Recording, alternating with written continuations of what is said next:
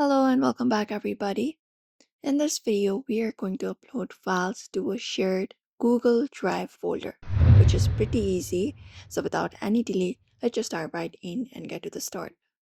So for that, what we can do is we can go over and open up the Google Drive. You can either access your application or go to drive.google.com on your browser on your computer. So once you are in this section, what you need to do is basically look out for the shared tab at the bottom. And once you go over here, you will be finding the folder that has been shared. So this is the folder currently that I have.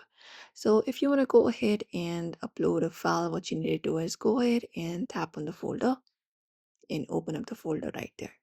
Now inside the shared folder, you need to look out for the click new button in the bottom right corner. You can find the plus option, tap on it. Once you tap on it, you can select the option of uploading a folder or files. So you can either upload a Google slide, your Google Sheet, Google Documents. You can even scan any kind of files that you want to upload, or you can select this option of upload or your folder. So I'm just going to select this option of upload. And once you select it, you can select up the particular file or folder that you would like to upload. For example, I would like to go ahead and share this file right here.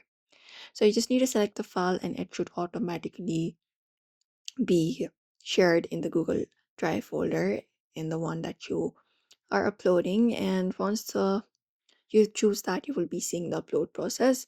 And once it is completed, a green check mark will be appearing next to the file once it is successfully uploaded.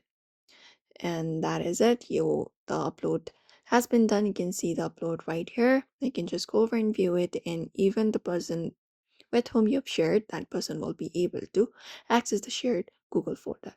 And that is it. So that is it, everybody. If you would like to upload files to a shared Google folder, it is this pretty easy. So do not forget to give this video a like and also subscribe for more tips and tutorials.